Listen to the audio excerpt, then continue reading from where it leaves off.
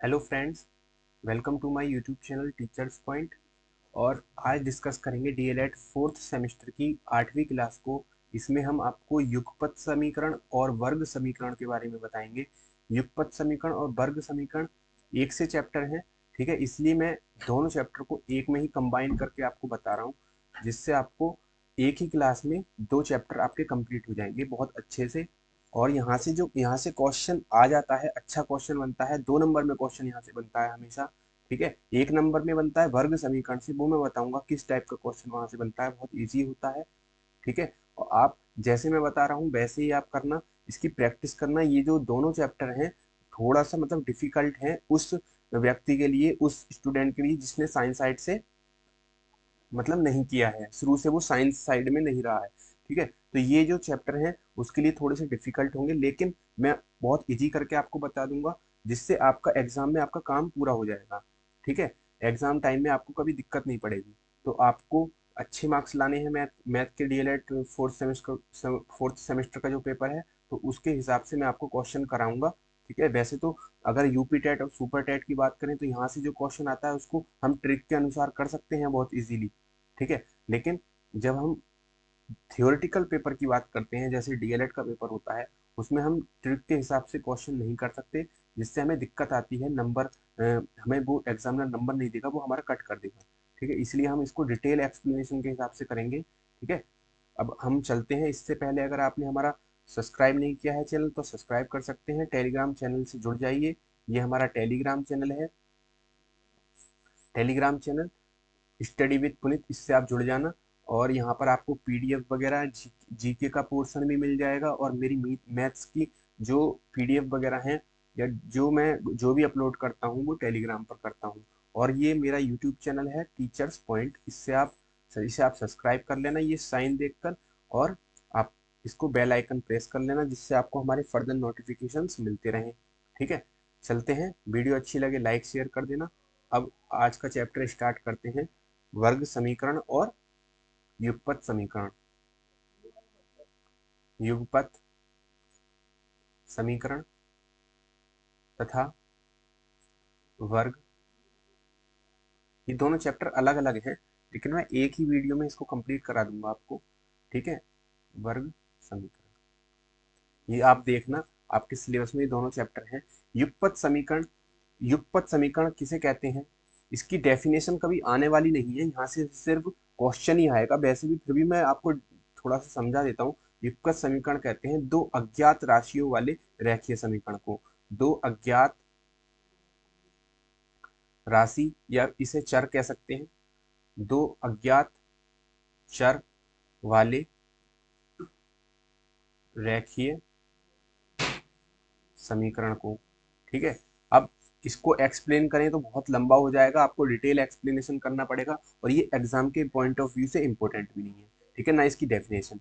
बस इतना ही ध्यान रखना। दो अज्ञात चर वाले, चर किसे कहते हैं, एक चर होता है और एक अचर होता है, ठीक है। जो संख्याएं होती हैं वो अचर होती हैं, जैसे 2 3 4 5, जितनी भी संख्याएं हैं वो अचर होंगी। और जो XYZ ABC PQRS, ये जितनी भी जो संख्याएं नहीं होती हैं वो चर राशि कहलाती हैं, ठीक है। तो ध्यान रखना चर क्या होता है और अचर क्या होता है, समझ में आ गया। जो अचर होगा वो संख्याओं के फॉर्म में होगा, और जो चर होगा वो XYZ ABC PQRS इनकी फॉर्म में होता है, ठीक है। तो दो अज्ञात चर वाले जो रैखिक समीकरण होते हैं उनको युगपत समीकरण कहते हैं। और वर्ग समीकरण की बात करें तो वर्ग समीकरण, जैसे कि इसके नाम से ही पता चल रहा है, जिसकी जो हाईएस्ट मैक्सिमम या अधिकतम घात कितनी हो, 2 हो। अधिकतम घात, ऐसा समीकरण जिसकी अधिकतम घात 2 हो उसको वर्ग समीकरण कैसे कहते हैं। जैसे x² + 2x + 5, यानी कि इसमें अधिकतम घात कितनी है बताओ। किसी चर की अधिकतम घात, चर कौन सा है इसमें, ये x चर है, सॉरी 2x, ठीक है। ये x क्या है, चर है, ठीक है। और इसकी अधिकतम घात बताओ कितनी है, यहाँ पर कितनी है घात, 1 है, और यहाँ पर कितनी है देखो 2। तो अधिकतम घात कितनी हो गई, 2। तो ये कैसा समीकरण है, वर्ग समीकरण। वर्ग ही तो बोलते हैं, घात 2 जब होती है तो वर्ग बोलते हैं, ठीक है। 2 का वर्ग यानी कि 2 की घात 2, ऐसे तो बोलते हैं। तो ऐसे ही ये वर्ग समीकरण हो जाएगा। जैसे और समीकरण ले सकते हैं हम, x की घात 2 + या फिर 2x² प्लस 5x प्लस 3 बराबर 0। ठीक है, तो ये भी एक समीकरण है और ये कैसी समीकरण है? वर्ग समीकरण। ठीक है, क्यों वर्ग समीकरण है ये बताइए। इसमें जो हाईएस्ट घात है वो 2 है। देखो इस x पर कितनी घात चढ़ी हुई है, इस चर पर घात देखते हैं। चर क्या है यहाँ पर? x है। x की घात कितनी है यहाँ पर? 2। और यहाँ पर x है। ठीक है, ये भी चर है और इसकी घात कितनी है? कोई भी नहीं है, तो यहाँ पर 1 मान लेते हैं। ठीक है, x जब हम x लिखते हैं और इसमें कोई घात नहीं होती है तो उसकी घात कितनी होती है? 1 होती है। तो यहाँ पर 1 घात है और यहाँ पर 2 घात है, तो हाईएस्ट कौन सी है? जो सबसे अधिक है वो कौन सी है? 2 वाली। तो यानी कि ये कौन सी समीकरण हो जाएगी? वर्ग समीकरण। ठीक है, इतना तो मैं समझ में आ गया, युगपत समीकरण और वर्ग समीकरण। ठीक है, चर अचर ये समझ गए होंगे। ठीक है, अब चलते हैं हम क्वेश्चन पर, क्योंकि हमारे पास टाइम बहुत कम है, एग्जाम आने वाला है, तो हम वो ही चीज डिस्कस करेंगे जहां से क्वेश्चन बनता है। ठीक है, सबसे पहले मैं आपको वर्ग समीकरण बताऊंगा। वर्ग समीकरण, वर्ग समीकरण में हम क्या काम करते हैं? गुणनखंड करते हैं। ठीक है, और गुणनखंड आप इजीली कर सकते हैं। यहाँ से 1 नंबर का क्वेश्चन आपसे डेफिनेटली पूछा जाएगा और कभी कभी 2 नंबर का क्वेश्चन भी आ जाता है। ठीक है, तो मैं आपको आज वर्ग समीकरण बताता हूँ और क्या बताता हूँ? वर्ग समीकरण और इसके बारे में बताता हूँ युगपत समीकरण के। तो पहले हम पढ़ते हैं वर्ग समीकरण। वर्ग समीकरण से क्वेश्चन कैसे आता है वो मैं आपको बता देता हूँ। ये मैंने इसकी लिस्ट तैयार की थी जो अच्छे क्वेश्चन थे। हाँ, वर्ग समीकरण की मैं तुम्हें क्वेश्चन बताता हूँ।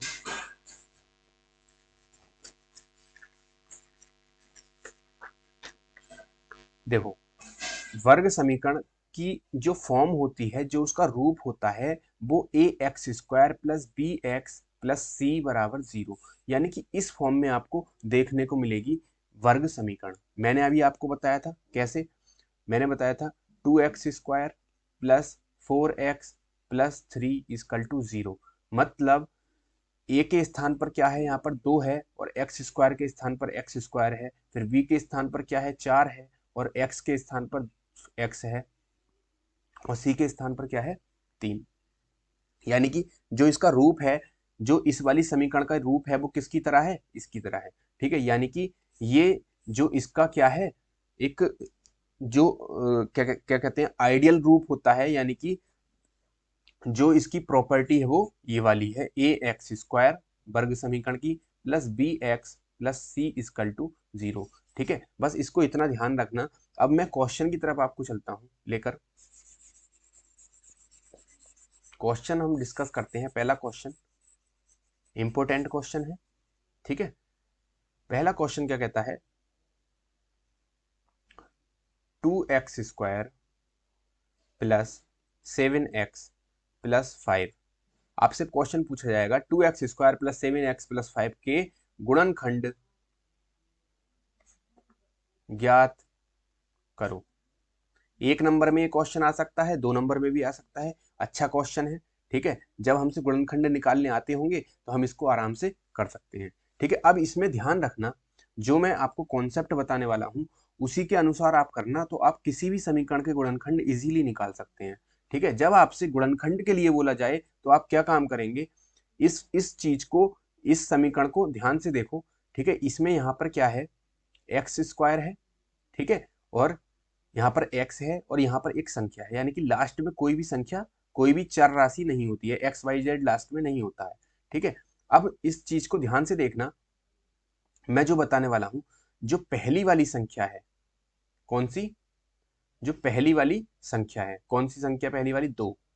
और जो लास्ट वाली संख्या है, इनका इनका गुणनफल देखते हैं, कितना हो जाता है इनका गुणनफल बताओ। मैं साइड में लिख देता हूं, इनकी गुणा करके हम कितना लिखेंगे? इस कॉन्सेप्ट को ध्यान रखना। इनका गुणनफल बताओ कितना हो जाएगा? 2 की और 5 की अगर मैं गुणा करूं तो कितना हो जाएगा? 10। आगे बात समझ में? 10 हो गया। अब जो बीच वाली संख्या होती है, मिडिल में जो होती है, ठीक है, मिडिल में जो संख्या होती है बीच वाली, ये वाली जो संख्या है, इस इन और इस जो ये जो संख्या है, इसको हम कैसे देखते हैं? इसको देखते हैं हम ऐसी, ये जो 10 आया है गुणनफल, ऐसी दो संख्याओं का गुणनफल बताना होता है हमें। ऐसी दो, ये जो संख्या है 10, ये जो 10 गुणनफल आया है, ये ऐसी कौन सी दो संख्या का गुणनफल है जिसका गुणनफल करें तो उन दोनों संख्याओं की गुणा करें तो 10 आए, और जो बीच वाला जो योग है, जो बीच वाली जो संख्या है, ये इसका योग होता है। यानी कि अगर हम ऐसी कौन सी दो संख्याएं हैं जिनका गुणा करने पर तो 10 आए, ठीक है, और उनको अगर मैं जोड़ूं, बीच में यहाँ पे देखो सम में क्या कहाँ क्या लग रहा है, ये प्लस लग रहा है सम में, ठीक है, तो हम क्या काम करेंगे, ऐसी कौन सी दो संख्या है जिनका गुणा करने पर तो 10 आए, ठीक है, ये 10 आया है, ठीक है, और उनको जोड़ने पर क्या आए, 7 आए। आ गई तुम्हारी बात समझ में? गुणनखंड किसे कहते हैं? गुणनखंड जब हम करते हैं तो हम पहली वाली संख्या और लास्ट वाली संख्या की गुणा कर लेते हैं, उसको हम क्या काम करते हैं, या तो साइड में लिख लेते हैं, मन में लिख लेते हैं, ठीक है, मन में देख लेते हैं इनका गुणनफल कितना है, 10। अब हम 10 के ऐसे गुणनखंड करेंगे, इस 10 के ऐसे गुणनखंड करते हैं जिनका योग तो क्या हो, उन संख्याओं का 7 हो, और गुणनफल क्या आए, 10 आए। अब एक बात बताओ, 10 के ऐसे गुणनखंड जिनका गुणनफल 10 हो तो कौन कौन से हो सकते हैं बताओ?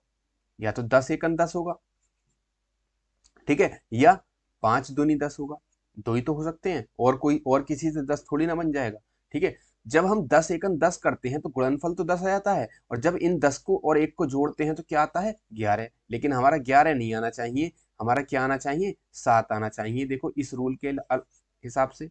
अब हम 5 और 2 को देखते हैं, 5 और 2 की जब गुणा करते हैं तो 10 आ रहा है, जब हम 5 और 2 को जोड़ रहे हैं तो कितना आ रहा है, 7। यानी कि ये इसको भी बिल्कुल सत्यापित करता है और इसको भी सत्यापित करता है, यानी कि जो गुणनखंड होंगे वो कौन कौन से होंगे, 5 और 2। सिर्फ इतना निकालना होता है। अब हम इसको मिटा देंगे, इरेज कर देंगे और अपने आंसर पर बढ़ेंगे। कैसे? जब तुम एक दो क्वेश्चन इस टाइप के कर लोगे ना तो तुम्हें आराम से समझ में आ जाएगा। देखो इस क्वेश्चन को हम कैसे करते हैं, ये क्या था, 7x प्लस 5, ठीक है, ये था। अब मैंने तुम्हें क्या बताया था, इनकी बाहर वालों की गुणा कर देते हैं, जो 10 आता है जो भी गुणा करके आता है उसके ऐसे गुणनखंड करते हैं जो जोड़ने पर तो बीच वाली संख्या आए और गुणा करने पर बाहर वाली संख्याओं का गुणनफल, ठीक है। अब हमने जो गुणनखंड आए थे वो इस तरीके से लिखते हैं, देखना, 2x² पहली वाली संख्या ऐसे ही लिख देंगे, प्लस, आगे बात समझ में, ये जो 7x है, ठीक है, ये जोड़ने पे ही तो आया था 7x, ठीक है, इसको जो और गुणनखंड हमारे क्या क्या आए थे बताओ, 5 और 2 आए थे, तो इस 7x को इस फॉर्म में तोड़ते हैं 5 और 2 के। कैसे तोड़ेंगे, 5x प्लस 2x। अब देखो 5x और 2x को मैं जोड़ूंगा तो कितना आ जाएगा मेरा, 7x। आगे बात समझ में, तो ये 2x square plus 5x plus 2x, यानी कि इसको मैंने किस फॉर्म में तोड़ दिया, इस फॉर्म में तोड़ दिया, ठीक है, जो इसके गुणनखंड आए थे, प्लस लास्ट वाली संख्या लिख देते हैं 5। आगे बात समझ में तुम्हारी, पक्का? अब हम क्या काम करते हैं, देखो इस चीज को ध्यान से देखो, ये दो, ध्यान रखना जब भी ये वाली लाइन आ जाए तो हमें क्या काम करना है, शुरू के दो और लास्ट के दो में से कॉमन लेना है।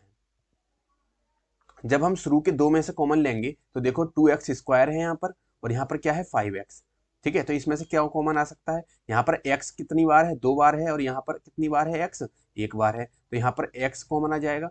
2 और 5 में से तो कोई कॉमन आएगा नहीं, ठीक है, 2 और 5 में से कोई कॉमन आ सकता है, नहीं आ सकता, तो हम क्या काम करेंगे, x में से कॉमन लेंगे, तो x यहाँ पर क्या कॉमन आ गया, x, और जो बचा वो ऐसे लिख देते हैं यहाँ से। जब x कॉमन आ गया तो यहाँ पर क्या बचा बताओ, 2x बचा, क्योंकि स्क्वायर था 2x², ठीक है, और 2x² क्या होता है, 2 गुणा x गुणा x, यही तो होता है, 2x² जब ही तो बनता है जब x की गुणा 2 बार और गुणा में 2, ठीक है। अब जब इसमें से इसके अंदर से x कॉमन आ जाएगा, x हम बाहर निकाल लेंगे तो क्या बचेगा अंदर, 2x ही तो बचेगा, तो यहाँ पर क्या बचा है, 2x प्लस, ठीक है, इसमें से 5x था, ठीक है, 5x था, 5x में से x हमने बाहर ले लिया तो क्या बचा बताओ अंदर, 5, तो 5, ठीक है, ब्रैकेट बंद।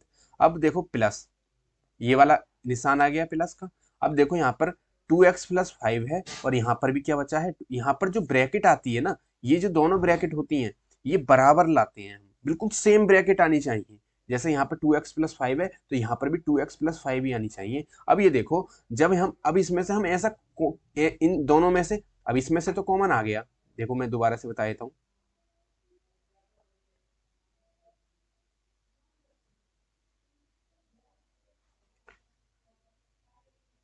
अब इसमें से तो कॉमन आ गया, ठीक है, अब क्या काम करना है, मुझे इसमें से कॉमन लेना है और ऐसी चीज कॉमन लेनी है जिससे कि ये वाली ही ब्रैकेट बचे। तो एक बात बताओ, ये तो सेम ब्रैकेट है, अब इसमें से मैं कुछ कॉमन भी नहीं ले सकता। 2x+5 है, अगर इसमें से मैं कुछ कॉमन ले लेता हूँ तो ये वाली ब्रैकेट नहीं आएगी। तो मैं एक कॉमन लूंगा। क्या कॉमन लूंगा? एक। क्यों?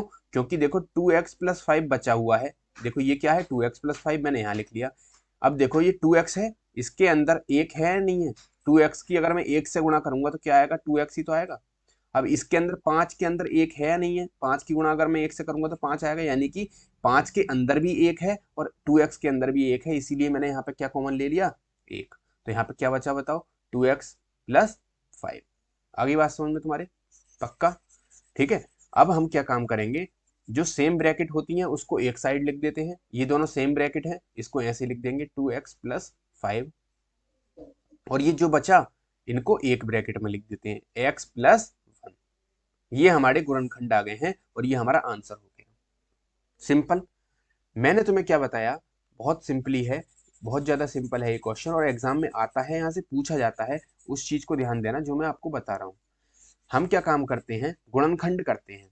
ठीक है, आपको एक क्वेश्चन दे दिया जाएगा गुणनखंड करने के लिए और आपसे बोला जाएगा इसके गुणनखंड कीजिए। तो हम क्या काम करेंगे, पहली वाली संख्या की और लास्ट वाली संख्या की गुणा करेंगे। वो जो गुणनफल आएगा उसके हम गुणनखंड करेंगे। कैसे गुणनखंड करेंगे कि गुणा करने पर तो वो गुणनफल आए, ठीक है, और जोड़ने पर बीच वाली संख्या के बराबर जोड़ आए, ठीक है, इस वाली संख्या की, ठीक है, और गुणा करने पर इनके बराबर गुणनफल आए। ठीक है, तो हम ऐसे गुणनखंड करते हैं। अब दूसरे क्वेश्चन पे चलते हैं। देखो इससे आपको कॉन्सेप्ट बिल्कुल समझ में आ जाएगा। अब एक क्वेश्चन में लेके चलता हूं। एक क्वेश्चन है x² + 9x + 20। ठीक है, x² + 9x + 20 के गुणनखंड करो। बहुत अच्छा क्वेश्चन है, बहुत इजी क्वेश्चन है, इसको ध्यान देना। ठीक है, अब मैंने तुम्हें पहला कॉन्सेप्ट क्या बताया, पहली चीज जो हम करेंगे क्वेश्चन उतारने के बाद, इसका जो अचर पार्ट होता है, पहली वाली संख्या का जो अचर मान होता है, यहाँ पर अचर क्या है, ये तो एक्स वाई मैंने क्या बताया था, ये तो होते हैं चर, और जो 1 2 3 4 होते हैं, ठीक है, ये क्या होते हैं? अचर, जो संख्याएं होती हैं। यहाँ पर x का जो अचर पार्ट है, अचर पार्ट कौन सा है x में, बताओ? यहाँ पे कुछ है? अभी तो कुछ नहीं दिख रहा यहाँ पे, लेकिन एक है इसके आगे लगा हुआ, क्योंकि हम एक की गुणा x से करेंगे तो क्या आएगा? x, यानी कि x के अंदर क्या है? एक भी है शामिल, है शामिल। पहले तो यहाँ पे समीकरण में क्या था? 2 था, ठीक है, तो हमें कभी परेशानी नहीं पड़ी, यहाँ पे 2 लग रहा था, ठीक है, 2x²। यहाँ पे क्या लग रहा था? एक मिनट, यहाँ पे लग रहा था 2x² था, तो यहाँ पे 2 लग रहा था, तो हमें परेशानी नहीं पड़ी, क्योंकि x के जो बाहर था, जो x का जो अचर मान था वो 2 था। अब यहाँ पर तो कोई भी नहीं है, यहाँ पर तो कुछ भी नहीं है, ठीक है, तो हम क्या काम करेंगे, यहाँ पर हमें पता है क्या है? एक है। नहीं आई बात समझ में? अब इस एक की मैंने बताया है लास्ट वाली संख्या से गुणा करते हैं। कितना हो गया इनका गुणनफल, बताओ कितना हो गया गुणनफल? गुणनफल आया, गुणन कितना आया इनका? 20। गुणनफल कितना आ गया? 20। अब इस 20 के ऐसे फैक्टर करते हैं, ऐसे दो फैक्टर करते हैं जिनका जो योग हो वो बीच वाली संख्या हो, यानी कि क्या हो? योग कितना हो? 9 हो। योग तो आना चाहिए 9, और गुणनफल कितना आना चाहिए? गुणनफल ये आना चाहिए कितना? 20। अब ऐसी इस 20 के ऐसे गुणनखंड करने हैं, तो 20 के जब हम गुणनखंड करते हैं तो कैसे करते हैं बताओ?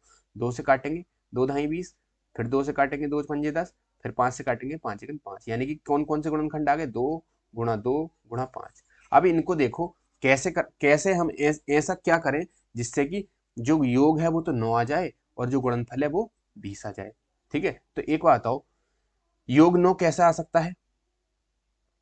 5 अलग होना चाहिए और 2 दूनी 4 अलग होने चाहिए, यानी कि 5 और 4 को जोड़ेंगे तो हम 9 आ जाएगा, और 5 और 4 की गुणा करेंगे तो हम 20 आ जाएगा, यानी कि हमारे ये दोनों समीकरण को बिल्कुल सत्यापित कर रहा है। योग 9 आ रहा है और गुणनफल 20 आ रहा है। और किसी तरीके से 20 आ सकता है, ठीक है, और किसी तरीके से देखो ऐसे आ सकता है, अगर दो ये वाला 2 ले लें एक साइड और ये इन दोनों की गुणा करके ले लें, 5 दूनी 10, ठीक है, तो कितना आ गया? 10 दूनी 20। लेकिन जब हम इनको जोड़ रहे हैं तो कितना आ रहा है? 12। कितना आ रहा है? 12। लेकिन हमारा आना कितना चाहिए? योग 9 आना चाहिए। नहीं आई बात समझ में तुम्हारे? 9 ही तो आना चाहिए, लेकिन ये वाली 10 और 2 से तो हो नहीं पाएगा, तो किससे होगा? 4 और 5 से। ठीक है, गुणनखंड क्या क्या आए थे? 2 गुणा 2 गुणा 5, तो हम इन दोनों की मल्टीप्लाई कर देंगे, क्या बचा? 4।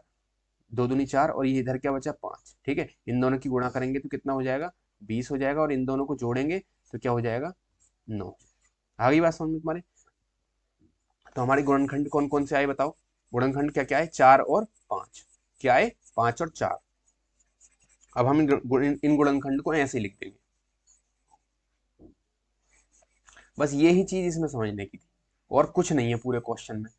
सिर्फ गुणनखंड हम अगर निकाल सकते हैं तो इन क्वेश्चन को हम इजीली कर सकते हैं। अब देखो यहाँ पर क्या था, मैं पहले बताया था पहली वाली संख्या को ऐसे लिखते हैं और जो गुणनखंड आए थे वो ऐसे लिख देंगे। हम कैसे करेंगे, इस 9 को गुणनखंड में तोड़ेंगे। ठीक है, 5x प्लस जोड़ के कैसे 9 आएगा 4x। 5 और 4 कितना हो गया 9x, तभी तो हुआ।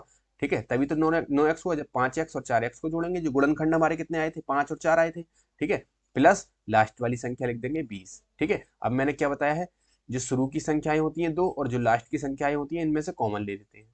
कॉमन यहाँ से क्या आएगा बताओ, यहाँ पे एक्स स्क्वायर है, यहाँ पे 5x है तो यहाँ से x कॉमन आ जाएगा। ठीक है, क्या बचेगा एक्स स्क्वायर में से x बचा प्लस 5 बचा। ठीक है, अब यहाँ से बताओ क्या कॉमन आएगा, यहाँ पर 4x है और यहाँ पर 20 है। इसके अंदर 20 के अंदर x तो नहीं है तो x तो कॉमन आएगा ही नहीं। ठीक है, तो यहाँ से हम क्या कॉमन लेंगे बताओ 4 कॉमन लेंगे। ठीक है, 4 कॉमन लिया, फिर हमें क्या बचा यहाँ पर बताओ x बचा प्लस 4 से 20 को काटेंगे 4 पंजे 20, कितना बचा 5।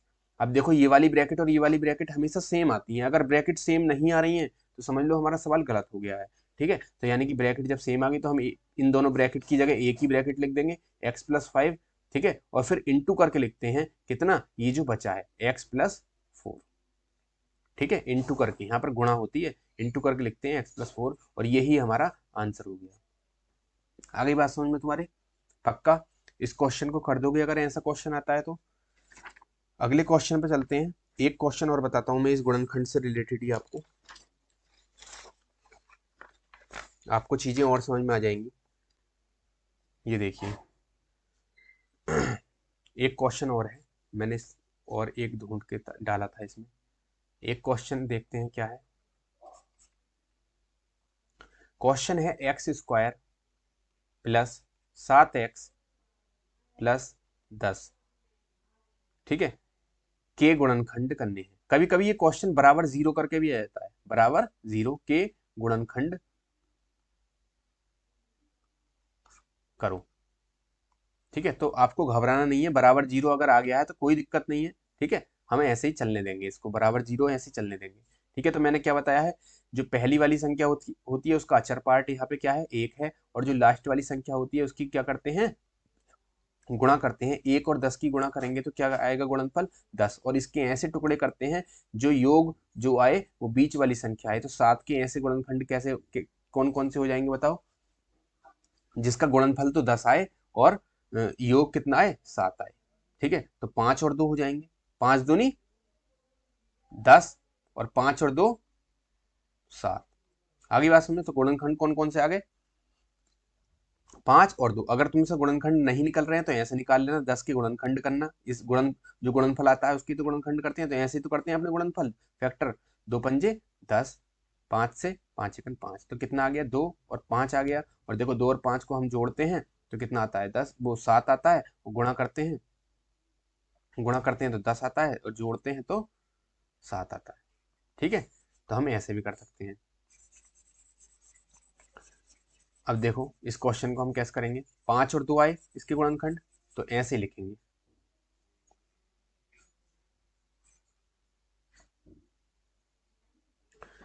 एक्स स्क्वायर, मैंने क्या बोला पहली वाली संख्या ऐसे लिखते हैं, प्लस 5x, क्योंकि 7x को कैसे तोड़ेंगे 5 और 2 में तोड़ेंगे तो 5x plus 2x plus last वाली संख्या ऐसे ही 10 बराबर 0। ऐसे चलते रहने देंगे।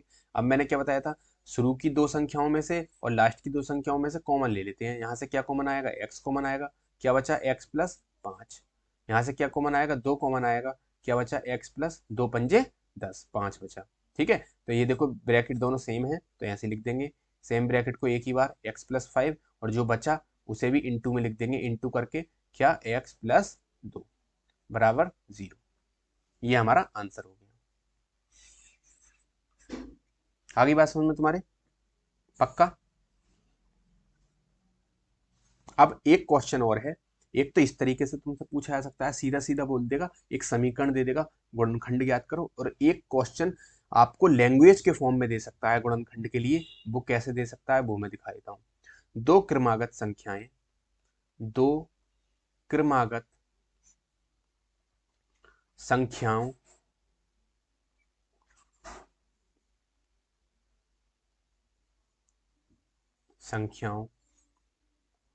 का गुणनफल, बहुत अच्छा क्वेश्चन है। गुणनफल 20 है, ठीक है। तो संख्याएं ज्ञात करो, ये बोल रहा है क्वेश्चन, बहुत अच्छा क्वेश्चन है। दो क्रमागत संख्याओं का गुणनफल दे रखा है कितना, 20। तो संख्याएं ज्ञात करो। अब हम ये लैंग्वेज फॉर्म में इसने दे दिया, इसकी एक भाषा दे दी क्वेश्चन की भी। अब इसको हमें पहले क्वेश्चन बनाना है, उसके बाद इसको सॉल्व करना है। तो सबसे पहले तो हमें ये पता चल होना चाहिए क्या कि क्रमागत संख्याएं कौन सी होती हैं। अब जो गुणनफल दिया है वो क्रमागत संख्याओं का दिया है, और वो भी दो क्रमागत संख्याएं। तो हम मानेंगे, माना क्रमागत संख्याएं कौन कौन सी हैं बताओ, x और x+1 है। x+1 ही क्यों लिया, मैंने बोला क्रमागत, तो क्रमागत का मतलब होता है एक बाद, यानी कि दो का क्रमागत क्या होगा, इसमें एक जोड़ दिया जाएगा, कितना हो जाएगा 3। 4 का क्रमागत एक जोड़कर 5, आगे बात समझ में। 7 का क्रमागत एक जोड़कर 8। 1000 का क्रमागत एक जोड़ देंगे 1000 में, तो इसका हो जाएगा 1001। ऐसे ही अगर मैंने संख्या पहली कौन सी मानी है बताओ, x मानी है, तो x का क्रमागत क्या हो जाएगा, x में एक जोड़ देंगे x+1। आगे बात समझ में तुम्हारे, कितना हो जाएगा, अगर एक पहली एक संख्या x है तो उसका क्रमागत दूसरा क्या कितना हो जाएगा बताओ, x+1। पक्का, आगे बात समझ में। तो इसने यही तो बोला था, दो क्रमागत, यानी कि दो क्रमागत कौन कौन से हैं, x है, उसका क्रमागत कौन है, x+1। संख्याओं का गुणनफल, यानी कि अगर ये जो संख्याएं हैं क्रमागत संख्याएं x और x+1, ठीक है, इनका क्या गुणनफल, क्या गुणनफल, यानी कि इनकी गुणा कर दूं तो वो क्या आता है, 20 आता है, इसने बोल रखा है। दो क्रमागत संख्याओं का गुणनफल, तो दो क्रमागत संख्याएं x और x+1 है, उनका गुणनफल क्या है, 20 है। यही तो बोला है इसने, तो संख्याएं बताओ। अब हम सिंपली कर देंगे, x की गुणा किस में होगी, इस पूरी ब्रैकेट में गुणा होती है। देखो बाहर क्या है, x है, इसको समझ लो।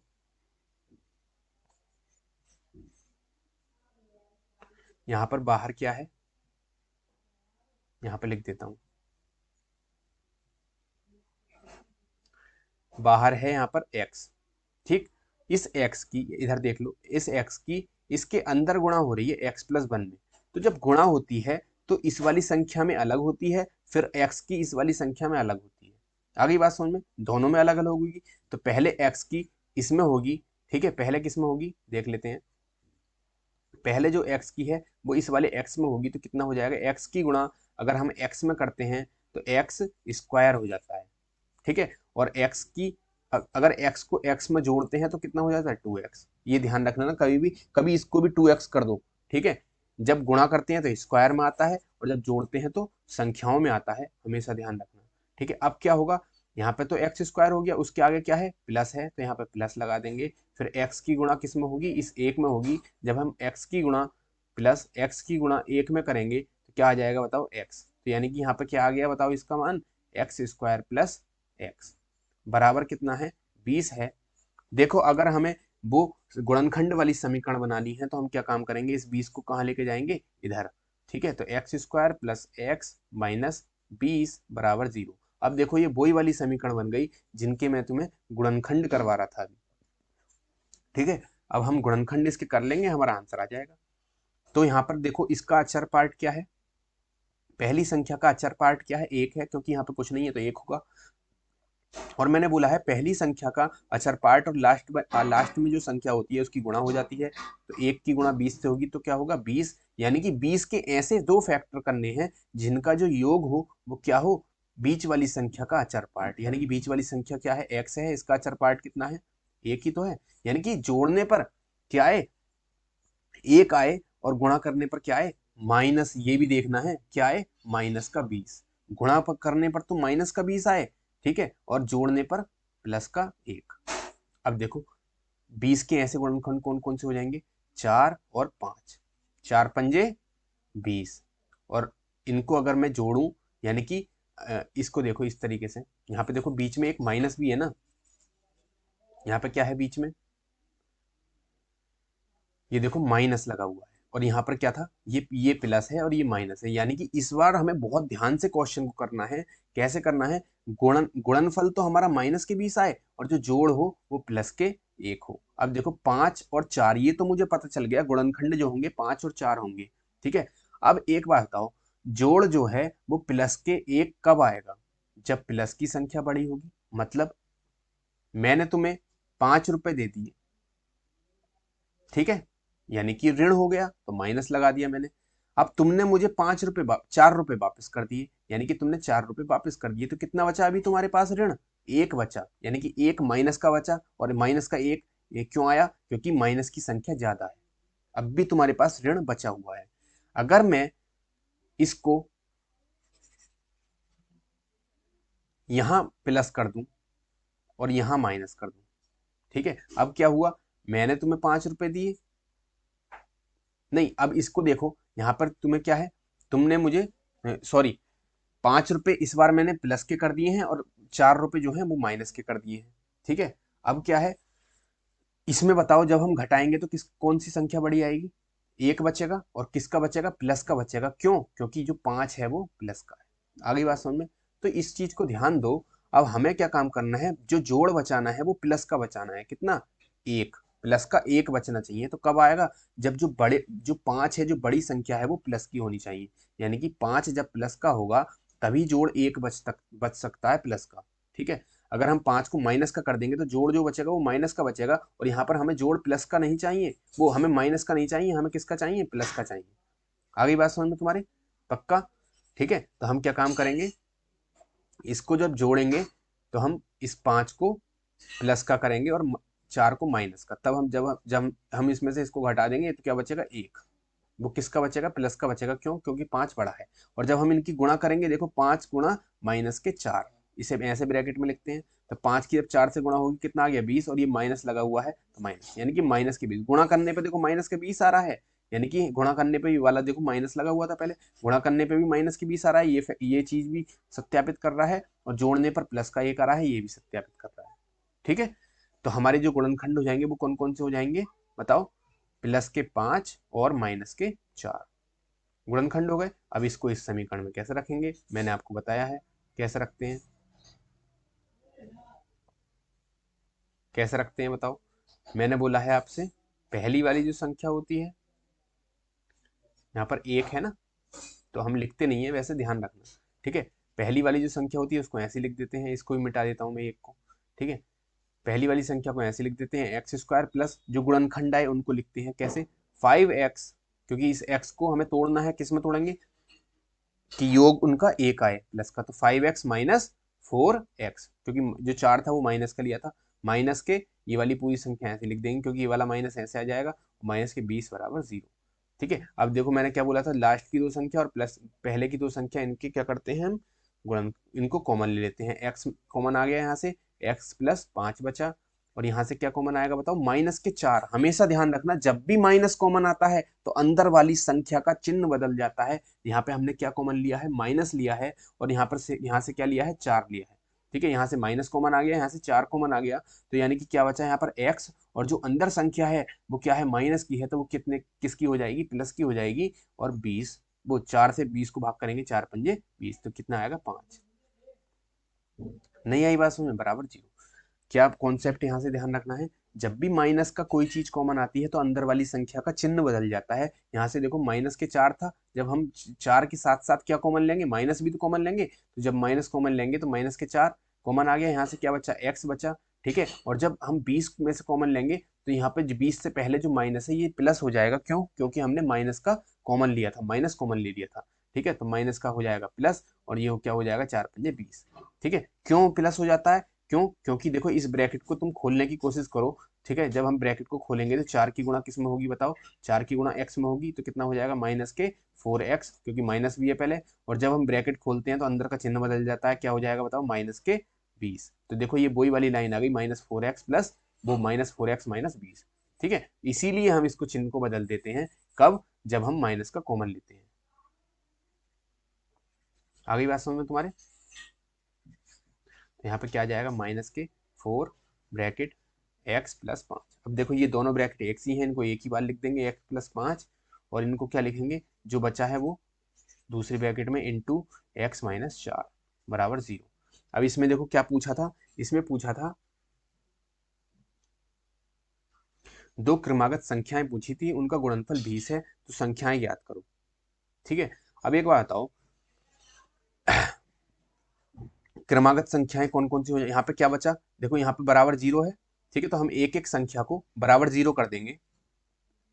x + 5 बराबर 0, तो x बराबर कितना आ जाएगा, -5, और यहाँ से x - 4 बराबर 0, इसको ऐसे कर लेते हैं। ठीक है, अलग अलग बराबर 0 कर देते हैं, इसका जैसे इसका कर दिया बराबर 0, ऐसे इसका करेंगे। तो x - 4 बराबर 0, तो x बराबर उधर पहुंच जाएगा ये 4। ठीक है, तो कितना आ जाएगा बताओ, हम माइनस वाला लेंगे नहीं। क्यों? क्योंकि माइनस का जब हम लेंगे तो क्रमागत संख्या अगर हमने पहली कौन सी मानी थी, देखो x मानी थी, पहली कौन सी मानी थी, x, तो दूसरी क्रमागत संख्या x + 1 हो जाएगी। ठीक है, तो माइनस का अगर हम 5 लेंगे तो पहली क्रमागत संख्या -5, और ठीक है दूसरी क्रमागत क्या हो जाएगी, -5 + 1।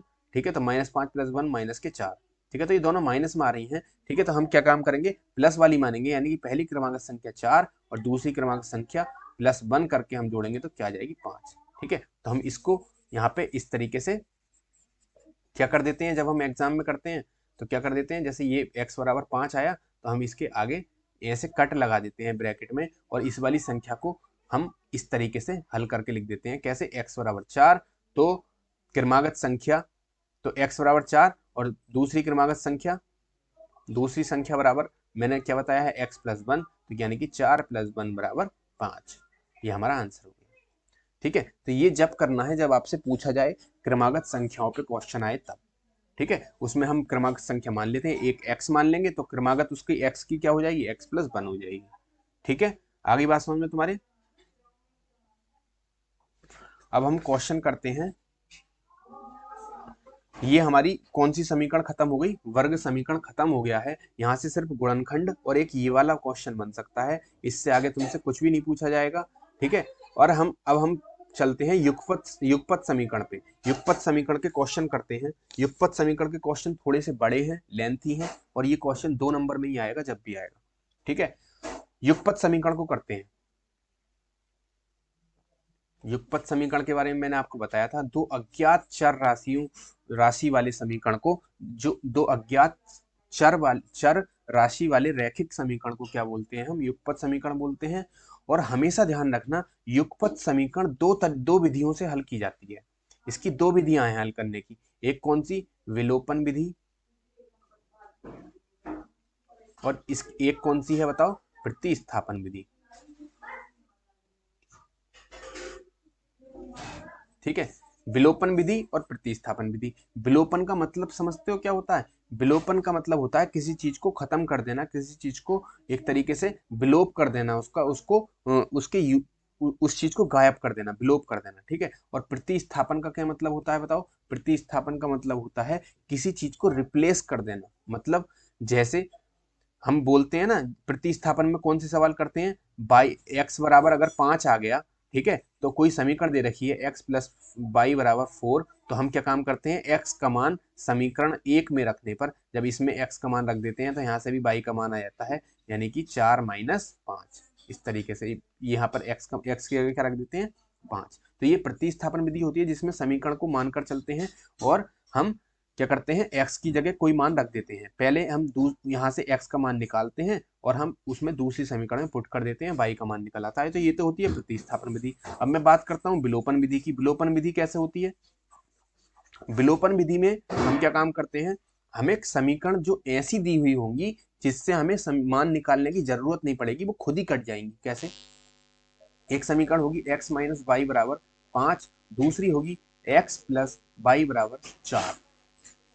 ठीक है, तो हमसे बोलेगा इसको विलोपन विधि से हल करो, तो देखो इसमें हमें मान निकालने की कोई जरूरत ही नहीं पड़ी। ये देखो ऐसे कट गई, ये y किसका है, माइनस का, ये y किसका है, प्लस का, तो ये कट गया। ठीक है, और इनको जोड़ देंगे, ठीक है, तो ये क्या हो जाएगा x और x कितना हो जाएगा 2x बराबर 5 और 4 9, तो x बराबर क्या आ गया 9/2। ठीक है, नहीं यही बात सुन, फिर हम x का मान किस में रख देंगे समीकरण 1 में या फिर 2 में। मतलब कहने का ये है जब हमें बिना किसी मान को निकाले वो मान कट जाते हैं, एक एक समीकरण में एक जो मान है वो कट जाता है तो उसको विलोपन विधि कहते हैं, उसका लोप हो जाता है, वो वहां से गायब हो जाता है। ठीक है, और प्रतिस्थापन में हम एक का मान दूसरी समीकरण में रखते हैं तब मान निकल के आता है। ठीक है, तो आपसे एग्जाम में कभी भी ये चीज नहीं कहेगा कि इस समीकरण का मान विलोपन विधि से निकालो या इस समीकरण का मान प्रतिस्थापन विधि से निकालो, आपसे बोलेगा ही नहीं वो। ठीक है, आपको सिर्फ एक ही विधि अपनानी है, कौन सी प्रतिस्थापन विधि, हर समय। ठीक है, जब भी क्वेश्चन करोगे प्रतिस्थापन विधि से करोगे। ठीक है, आपसे वो स्पेशली नहीं बोलेगा कि इस क्वेश्चन को आप युगपत समीकरण युगपत समीकरण को विलोपन विधि से करो या प्रतिस्थापन से करो, आपको सिर्फ एग्जाम में एक ही विधि अपनानी है। ठीक है, वो जो भी हो वो कर सकते हैं। अब हम इस क्वेश्चन को कैसे करते हैं, देखो इस यहां से जो क्वेश्चन आएंगे वो हम कैसे करेंगे, इस चीज को देखते हैं।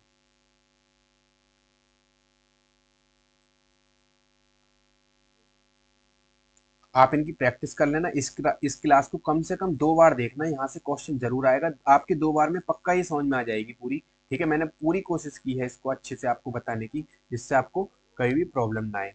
युगपत समीकरण और रैखिक समीकरण, इनमें वर्ग समीकरण। ठीक है, गुणनखंड जरूर देख के जाना, वहां से क्वेश्चन जरूर बनेगा, प्रतिस्थापन से एक क्वेश्चन आएगा 2 नंबर में। ठीक है, अब देखो मैं क्वेश्चन आपको कराता हूँ। क्वेश्चन है,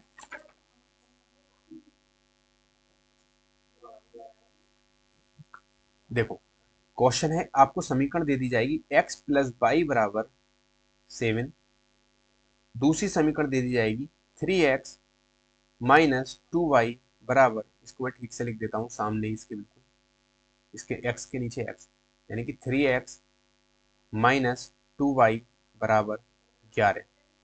ये आपको समीकरण दे दी जाएगी, कहेगा को हल करो, को हल करो, या बोल देगा क्या, मैं x तथा y के मान बताओ, या तो ये बोल देगा को हल करो या बोल देगा x और y के मान बताओ। तो हमें कैसे करना है, बहुत इजी है, प्रतिस्थापन विधि लगा देनी है। कैसे, प्रतिस्थापन विधि में हम एक मान को लेकर चलते हैं और एक का मान निकाल लेते हैं, या तो हम x का निकाल लेंगे या फिर y का निकाल लेंगे, और जो भी मान आ जाएगा उसको इनमें से कोई सी भी समीकरण में हम रख देंगे, वहां से हमें किसका मान आ जाएगा, y का आ जाएगा। ठीक है, बहुत सिंपल है। ठीक है, तो हम क्या काम करेंगे, देखो यहां पर देखो, ध्यान से देखो, यहाँ पर x है और यहाँ पर y है, यानी कि y किसका है, प्लस का। यहाँ पर x है, यहाँ पर y है, यहाँ पर y किसका है, माइनस का। यानी कि कहने का मतलब ये है, यहाँ पर y प्लस का है और यहाँ पर y माइनस का है। ठीक है, अब मैं क्या काम करूं, या तो इनको काट लूं।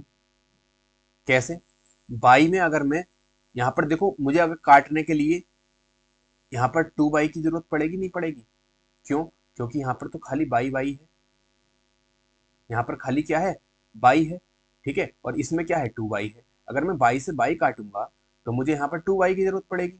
ठीक है, और अगर मैं इसमें देखो x को काटता हूं, अगर मैं x को काटता हूं तो मुझे किस चीज की जरूरत पड़ेगी, यहाँ पर देखो 3 की जरूरत पड़ेगी। पक्का, तो हम किसी को भी काट सकते हैं, या तो y को काट लो या x को काट लो। अब हमें ये देखना है हमें कौन सा इजी पड़ेगा काटना। ये देखो, यहाँ पर तो y प्लस का है और यहाँ पर माइनस का है, तो ये इजीली कट जाएगा, क्यों, क्योंकि हमें माइनस प्लस तो पहले से दे रखा है। एक घटे, देखो एक दो माइनस का हो और दो प्लस का हो तो हम इजीली काट सकते हैं। अब दोनों प्लस प्लस के हो तो हम क्या, इसको जब घटाएंगे तो प्रॉब्लम आएगी, प्रॉब्लम आएगी नहीं। तो देखो हम किसको घटा सकते हैं इजीली, बताओ, इस y को, क्योंकि ये प्लस का है और ये किसका है, माइनस का। अगली बात समझ में, तो हम क्या काम करेंगे, इस y पहली वाली समीकरण में इसको समीकरण 1 मान लेते हैं, इसको 2 मान लेते हैं। तो हम क्या काम करेंगे बताओ, पहली समीकरण में, समीकरण 1 में कितने से गुणा कर दूंगा मैं, दो बनाना है तो मैं कितने से गुणा करूंगा, 2 से। 2 से, समीकरण 1 में 2 से गुणा करने पर समीकरण 1 में 2 से गुणा करने पर से गुणा 2 से गुणा करने पर, ठीक है। जब हम 2 से गुणा करेंगे इसमें तो क्या आ जाएगा, ये पहली वाली समीकरण में 2 से गुणा करेंगे, ठीक है। तो इसमें 2 से गुणा करेंगे तो कैसा आ जाएगा, 2x, x में होगी तो 2x प्लस 2y बराबर 7 में होगी 7 दूनी 14। तो ये कौन सी समीकरण बन जाएगी, तीसरी। और इसके नीचे हम कौन सी समीकरण लिख देंगे बताओ, ये दूसरी वाली है, 3x माइनस 2y बराबर 11। कौन सी समीकरण है, दूसरी। अब देखो ये इजीली कट जाएंगे, कैसे, किस पे कटेंगे, देखो घटाने पे तो नहीं कटेंगे, घटाने पे क्या होता है, जो चिन्ह बदल जाते हैं, ये प्लस का था, ये प्लस का है 3x, तो ये कितने का हो जाएगा, माइनस का, ये माइनस का है तो ये प्लस का। तो हम घटाने पे तो नहीं काटेंगे इनको, जब ये अगर हम घटाने पे करेंगे तो ये भी प्लस का हो जाएगा और ये वाला भी प्लस का हो जाएगा, तो ये कटेंगे नहीं, फिर ये क्या हो जाएंगे, जुड़ जाएंगे। तो हम क्या काम करेंगे बताओ, इसको जोड़ने पर घटा देंगे। देखो यहाँ नीचे लाइन खींची और देखो ये प्लस का है और ये माइनस का है, तो ये ऐसे कट जाएंगे, ठीक है। और ये जो बचा, देखो ये क्या बचा, प्लस का है और ये भी प्लस का है, तो जुड़ जाएंगे, 3 और 2 5x बराबर 14 और 11 कितने हो जाएंगे बताओ, 25, ठीक है। तो x बराबर यहाँ से कितना आ गया, 25/5। तो x का मान कितना आ गया बताओ, x का मान कितना आ गया, नीचे लिख देता हूँ, x बराबर आ गया 5 पंजे 25। तो x का मान कितना आ गया, 25, सॉरी 5 आ गया। अब जब x का मान 5 आ गया तो हम किसी भी समीकरण में रख देंगे, कौन सी समीकरण में रख देंगे बताओ, पहली वाली में रख दो, ठीक है। x प्लस वाई बराबर 7, ठीक है। x का मान समीकरण 1 में रखने पर, ठीक है। x का मान जब समीकरण 1 में रखेंगे तो x प्लस वाई बराबर कितना है, ऊपर 7 है, x प्लस वाई बराबर 7 है, तो x की जगह हम क्या रख देंगे, 5 रख देंगे, 5 प्लस वाई बराबर 7, वाई बराबर कितना हो जाएगा 7, और 5 किधर चला जाएगा, घोड़े घोड़े एक तरफ होते हैं, गधे गधे एक तरफ, ठीक है। तो 7 माइनस 5, तो वाई बराबर कितना आ जाएगा 2। यानी कि x बराबर कितना आ गया हमारा 5, वाई बराबर 2 आ गया, और ये हमारे क्या हो गए, आंसर हो गए। हमसे क्या पूछा था, इसको समीकरण को हल करने के लिए, एक बहुत छोटा सा सवाल है और बहुत इजीली इसको आप सॉल्व कर सकते हैं, ठीक है। कुछ नहीं करना है, सिर्फ समीकरण को क्या काम करना है, हल करना है। समीकरण को हल कैसे करते हैं, ऊपर नीचे रखते हैं और एक पोर्शन को बराबर कर लेते हैं। जैसे मैंने क्या काम किया, यहाँ पर बाई 2y था और यहाँ पर सिर्फ y था और यहाँ पर 2y था, तो मुझे आसान क्या लगा, y को काटना आसान लगा x से, ठीक है। तो मैंने क्या काम किया, यहाँ पर 2 से गुणा कर दी y में और उसको ऊपर नीचे रख के यहाँ पर हमने क्या काम किया, काट दिया, और x के मान जो बचे उसकी यहाँ से x की वैल्यू आ गई, और इस x का मान किस में रख दिया मैंने, पहली वाली समीकरण में रख दिया, ठीक है। x प्लस वाई बराबर 7, यहाँ से मुझे क्या इजीली क्या मिल गया, y मिल गया। आगे बात समझ में तुम्हारे, ठीक है। अगले क्वेश्चन पे चलते हैं। अगला क्वेश्चन क्या कहता है,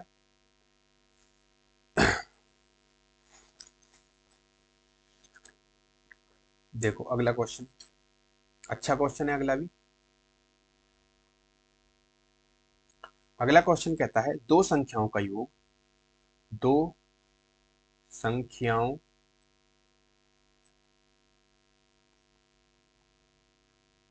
का योग 24 है, कितना है, 24। उनमें से एक संख्या दूसरे की दोगुनी है, ठीक है। संख्या ज्ञात करो, संख्या ज्ञात करो। वो संख्याएं ज्ञात करनी है, कौन सी, दो संख्याओं का योग दे रखा है कितना, 24। उनमें से एक संख्या दूसरे की दोगुनी है, कितनी है, दूसरे की दोगुनी, तो संख्याएं ज्ञात करो। ऐसे सवाल जब भी आते हैं तो इसमें सबसे इंपॉर्टेंट चीज वो होती है जो हम मान के चलते हैं। माना क्या, हम ऐसा क्या माने जिससे कि हमारा आंसर सही आ जाए। बस इस चीज को अगर तुम समझ गए तो आराम से तुम पूरे क्वेश्चन को आराम से कर सकते हो, ठीक है। तो हम क्या काम करेंगे, इस क्वेश्चन को देखो कैसे मानेंगे, दो संख्याएं हमें माननी है, ठीक है। तो देखो ये बोल रहा है दो संख्याओं का योग 24 है, उनमें से जो एक संख्या है दूसरे की दोगुनी है, दूसरे की क्या है, दोगुनी, यानी कि दूसरी संख्या दोगुनी है, ठीक है। और एक संख्या अगर x है, ठीक है, माना पहली संख्या अगर x है तो दूसरी संख्या क्या हो जाएगी बताओ, उसकी दोगुनी है, तो दूसरी संख्या बताओ कितनी हो जाएगी, 2x। सिंपल सी बात है, अगर एक संख्या 2 है तो दूसरी कितनी है, 4, इसकी दोगुनी। सिंपल है ना। ठीक है, अब देखो ये वाली चीज तो हमें, ये वाला कॉन्सेप्ट तो हमने समझ लिया, उनमें से एक संख्या दूसरे की दोगुनी है। अब हम चलते हैं इस वाली समीकरण पर। कैसे? दो संख्याओं का योग 24 है, तो यानी कि इन ये जो दोनों संख्या है इनका योग 24 दे रखा है, यानी कि x प्लस 2x बराबर 24। तो यहाँ पे x है और यहाँ पे 2x है, इनको जोड़ देंगे कितना हो जाएगा 3x बराबर 24। सॉरी, इसको काट कर देता हूँ। 3x बराबर कितना हो जाएगा 24। ठीक है, तो x बराबर क्या हो जाएगा 24/3। तो यहाँ से x बराबर कितना आ गया, 3 से काट देंगे 24 को, 3 अट्ठे 24, तो x बराबर कितना आ गया 8। ठीक है, तो यहाँ से कितना पता चल गया हमें, x बराबर 8, यानी कि x किसका मान था बताओ, x किसका मान था, ये देखो पहली संख्या बराबर क्या थी, x थी, तो x यानी कि पहली संख्या हमारी आ गई 8। ठीक है, x का किसका मान था 8 था, और जब दूसरी संख्या हम निकालेंगे तो कैसे निकालेंगे, 2 गुणा x की जगह 8 रख देंगे, यानी कि 16। तो दूसरी संख्या क्या आ गई 16, यानी कि 8 और 16 हमारी वो दोनों संख्या कौन कौन सी है, 8 है। तो हम नीचे लिख देंगे पहली संख्या बराबर x बराबर 8, दूसरी संख्या 2x बराबर 2 गुणा 8 बराबर 16। ठीक है, अब जब देखो पहली संख्या जो एक संख्या है वो दूसरे की दुगनी है, ये खुद ही देख सकते हो, आप प्रूव भी कर सकते हो इसको। 8 का 2 गुना कितना होता है 16 होता है, यानी कि पहले एक एक समीकरण प्रूव हो गई, ये वाली पहली संख्या दूसरे की दुगनी है।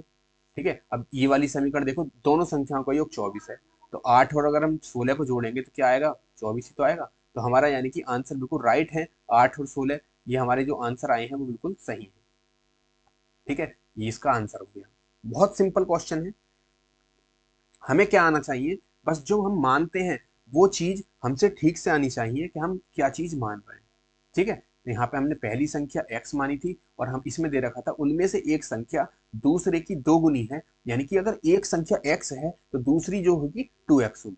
ठीक है, और जो पहली संख्या में इन्होंने एक समीकरण दे दी, क्या, दो संख्याओं का योग 24 है, तो हमने जो दो संख्या मानी है उनका योग 24 दिखा देना है, यानी कि x plus yoga yoga plus में ही तो होगा 2x बराबर 24। और यहाँ से हमें x का मान आ गया, और सिंपली हमने जब x का मान आ गया तो हमने एक संख्या x मानी थी, तो हमारी पहली संख्या 8 आ गई, दूसरी संख्या 2x मानी थी तो 2 गुणा 8 आ गया, 16 आ गया। आगे बात समझ में? अगले क्वेश्चन पे चलते हैं हम।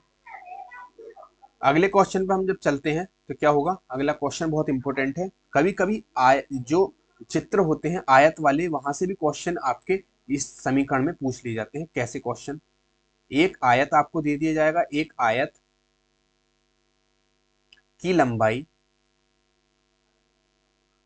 उसकी चौड़ाई से 5 सेंटीमीटर अधिक है। ठीक, ये आपसे बता दिया, एक आयत की लंबाई उसकी चौड़ाई से 5 सेंटीमीटर अधिक है, उसकी चौड़ाई से अधिक है क्या, लंबाई। ठीक है, अधिक है, यदि आयत का परिमाप 40 सेंटीमीटर हो तो लंबाई तथा चौड़ाई ज्ञात करो। ये क्वेश्चन एग्जाम में आ सकता है।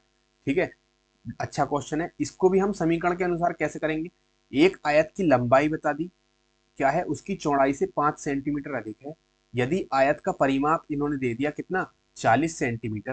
ठीक है, आयत का परिमाप कितना दे दिया 40 सेंटीमीटर, तो लंबाई तथा चौड़ाई ज्ञात करो। अब इसको हम कैसे करेंगे, देखो पहले तो हमें सबसे मेन चीज क्या है, हमें वो चीज बनानी है जिसकी हमें जरूरत है।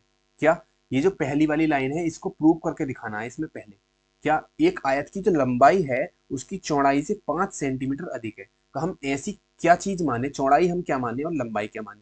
ठीक है, हम देखो इसमें देखो लंबी क्या है, लंबाई जो है उसकी चौड़ाई से 5 सेंटीमीटर अधिक है, 5 सेंटीमीटर अधिक कौन है, लंबाई है, तो इसको तो हम बाद में लेंगे, तो हम पहले चौड़ाई मान लेते हैं। माना चौड़ाई कितनी है, x है, तो लंबाई कितनी हो जाएगी, इससे 5 अधिक है तो x प्लस 5। आगे बात समझ में, सेंटीमीटर। ये चीज समझने की होती है बस, कि हम चौड़ाई क्या लें और x क्या लें, वो लंबाई क्या लें, क्योंकि चौड़ाई से ज्यादा है लंबाई, तो हम लंबाई को हम बाद में लेंगे, पहले हम चौड़ाई को मान लेंगे क्या x, तो उससे 5 अधिक है क्या लंबाई, तो x प्लस 5। ठीक है, अब हम क्वेश्चन को कैसे करेंगे, देखो इसमें दे दिया आयत का परिमाप 40 सेंटीमीटर है। हमें पता है आयत का जो परिमाप होता है वो क्या होता है, आयत का परिमाप होता है 2 इंटू लंबाई प्लस चौड़ाई, ये होता है। ठीक है, क्या होता है, 2 इंटू लंबाई प्लस चौड़ाई। ठीक है, आयत का परिमाप इन्होंने कितना दे दिया 40 बराबर 2 इंटू लंबाई कितनी है बताओ, x प्लस 5 प्लस चौड़ाई कितनी है, प्लस ये वाला आ गया और ये लंबाई की जगह क्या लिख दिया x प्लस 5। ठीक है, प्लस चौड़ाई कितनी है हमारी x, ब्रैकेट बंद, 40 बराबर 2 इंटू, घोड़े घोड़े जुड़ जाएंगे, गधे गधे एक साइड आ जाएंगे, यानी कि x और x कितना हो जाएगा 2x प्लस जो बचा क्या 5। आगे बात समझ में, इस 2 की मल्टीप्लाई अंदर हो जाएगी तो इसमें अलग होगी और इस 5 में अलग होगी, तो 40 बराबर 2 की 2 से गुणा होगी, कितना हो जाएगा 2 दूनी 4 क्या x प्लस ये वाला प्लस आ जाएगा। ठीक है, फिर 2 की 5 से गुणा होगी, 2 पंजे 10, कितना आ गया बताओ ये 10 है, इस साइड चला जाएगा क्योंकि ये संख्या है और इधर क्या है x है, तो क्या बचेगा बताओ 40 माइनस 10 बराबर 4x। आगे बात समझ में, ठीक है, 40 में से 10 घटाएंगे कितना बचेगा 30 बराबर 4x। ठीक है, यहाँ से x का मान निकाल लूंगा तो क्या आ जाएगा 4 बटे में चला जाएगा 30/4। अब देखो x का मान यहाँ से कैसे निकालूंगा, मैं इसको दशमलव में ले लूंगा, 4 से इसको काटूंगा, 4 सत्ते 28, कितना बचा 2 बचा, दशमलव लगा के क्या बढ़ा लिया, 2 के आगे 0 बढ़ा लिया, 4 पंजे 20, कितना आ गया x का मान 7.5 सेंटीमीटर, कितना आ गया 7.5 सेंटीमीटर, यानी कि x क्या था, चौड़ाई थी, चौड़ाई कितनी आ गई 7.5 सेंटीमीटर, यानी कि चौड़ाई बराबर x। ठीक है, चौड़ाई बराबर x, तो ये कितना आ गया 7.5 सेंटीमीटर। ठीक है, अब लंबाई कितनी है बताओ, x प्लस 5 है क्योंकि चौड़ाई से 5 ज्यादा थी, तो x प्लस कितना है, x कितना है 7.5 प्लस 5, और 7.5 में अगर 5 जोड़ेंगे तो 7 तो पूरा ये है और 5 ये है, कितना हो गया 12 और 0.5 यानी कि 12.5 सेंटीमीटर, ये हमारे आंसर हुए। यानी कि हमें लंबाई भी आ गई चौड़ाई भी आ गई, और हमसे क्वेश्चन में क्या पूछा था, इनकी लंबाई और चौड़ाई पूछी थी इस तरीके से। ठीक है, तो ये आप इजीली सॉल्व कर सकते हो इन क्वेश्चन को, ये एग्जाम में आते हैं, पूछे जाते हैं ये वाले क्वेश्चन। ठीक है, बहुत ज्यादा हल्के क्वेश्चन है ये, और आपको दिखाता हूं क्वेश्चन।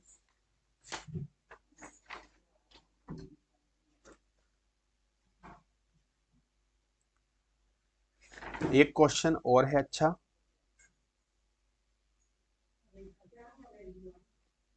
देखो एक क्वेश्चन और है, आपको दिखाता हूं ये क्वेश्चन भी। क्वेश्चन क्या है, क्वेश्चन कहता है किसी संख्या में 21 जोड़ने पर वह संख्या अपनी 3 गुनी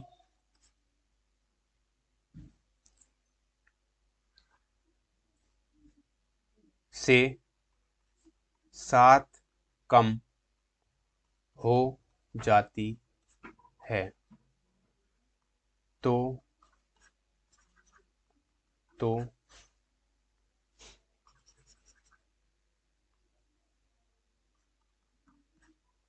संख्या ज्ञात करो।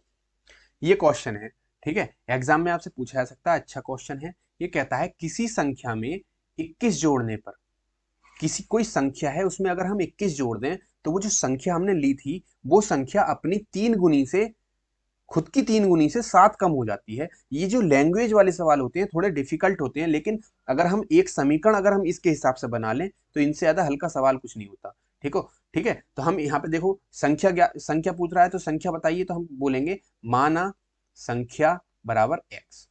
अब हम क्या काम करेंगे, इस क्वेश्चन के अकॉर्डिंग चलते रहेंगे। किसी संख्या में 21 जोड़ने पर, संख्या क्या मानी थी हमने x में हमने क्या जोड़ दिया 21 जोड़ने पर वह संख्या अपनी 3 गुनी से, वह संख्या यानी कि क्या x अपने 3 गुनी से, तो 3 गुना कितना हो जाएगा 3x, ठीक है, से 7 कम हो जाती है, तो इसमें 7 कम कर दो, 7 कम हो जाती है, ठीक है, तो यानी कि ये किसके बराबर हो जाती है, इसके बराबर ही तो है। किसी संख्या में 21 जोड़ने पर वो संख्या अपनी 3 गुने से 7 कम हो जाती है, यानी कि ये बराबर, ये दोनों क्या है, बराबर है। सिंपल। अब इसको सॉल्व कर लेंगे। तो मैंने क्या बताया है, बताओ, एक्स एक्स एक तरफ, वाई वाई एक तरफ, यानी कि घोड़े घोड़े एक तरफ, गधे गधे एक तरफ। यहाँ पर एक्स इधर इधर चला जाएगा, तो क्या हो जाएगा, और ये वाला जो 7 है वो इधर आ जाएगा। तो 21 प्लस 7, क्योंकि माइनस का है 7 तो प्लस का हो जाएगा इधर जाके, और ये 3x और ये x प्लस का है तो इधर जाके क्या हो जाएगा, माइनस का x। तो 21 और 7 कितने हो जाएंगे, बताओ, 28 बराबर 2x। तो x बराबर कितना हो जाएगा, 28/2 बराबर 14। तो x का मान कितना आ गया, बताओ, 14। यानी कि वो संख्या क्या है, और संख्या हमने कितनी मानी थी, बताओ, संख्या बराबर x बराबर 14, हमारा आंसर आ गया।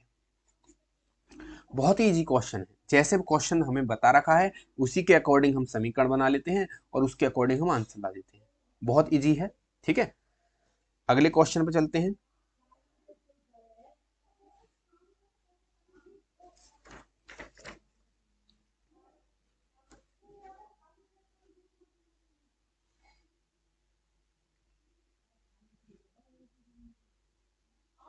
अगला क्वेश्चन, एक क्वेश्चन और है जो मैंने इसमें छांट के रखा था, वो भी अच्छा क्वेश्चन है।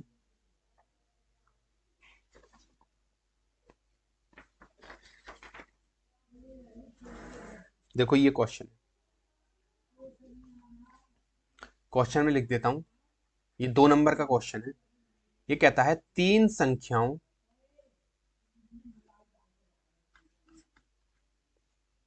में पहली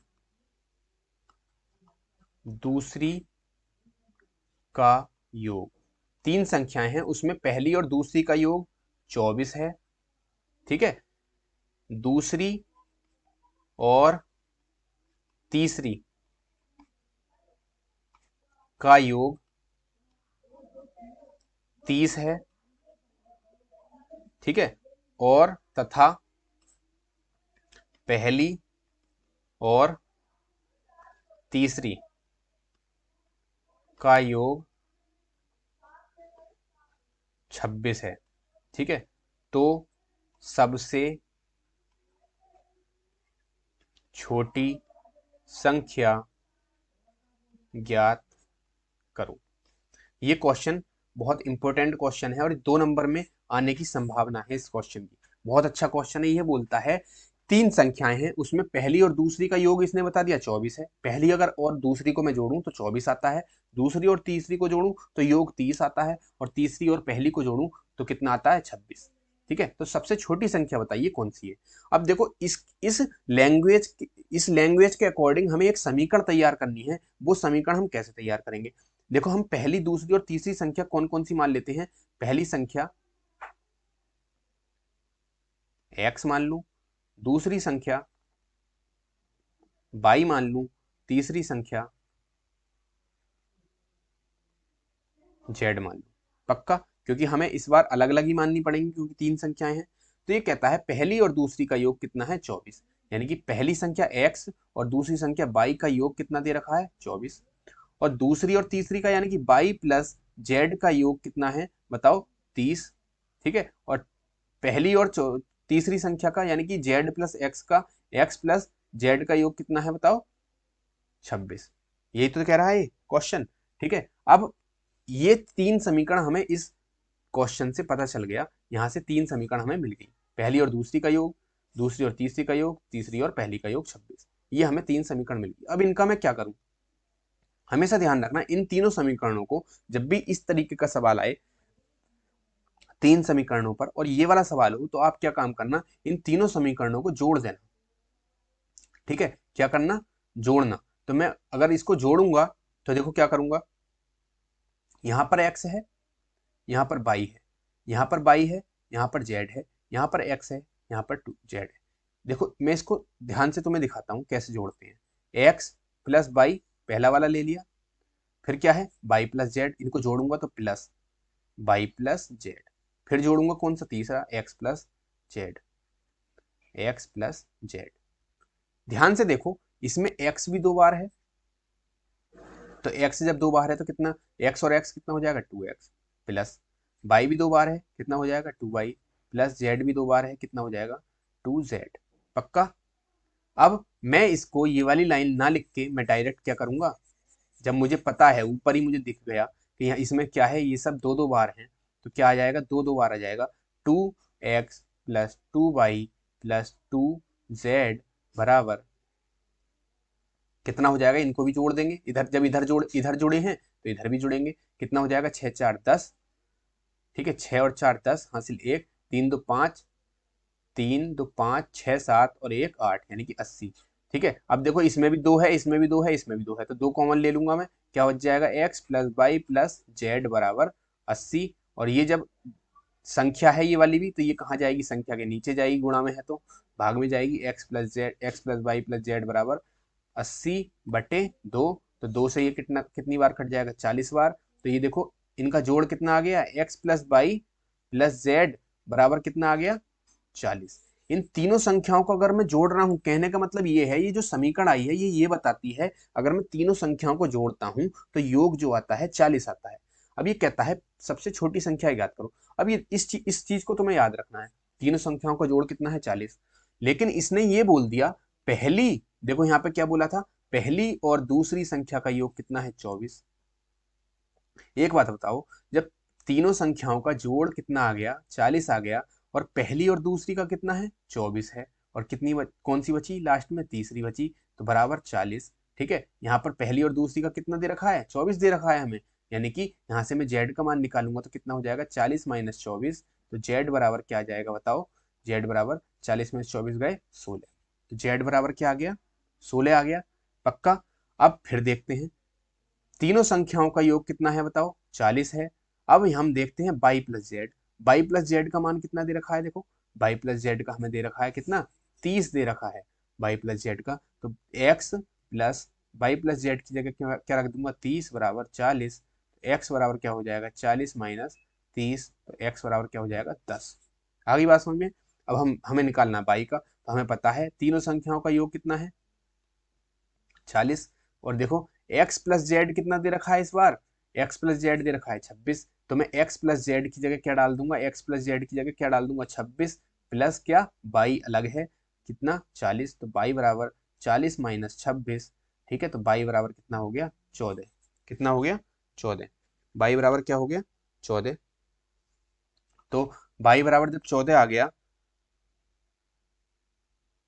भाई बराबर जब 14 आ गया तो हम क्या काम करेंगे, देखो तीन, इसने पूछा था सबसे छोटी संख्या कौन सी है।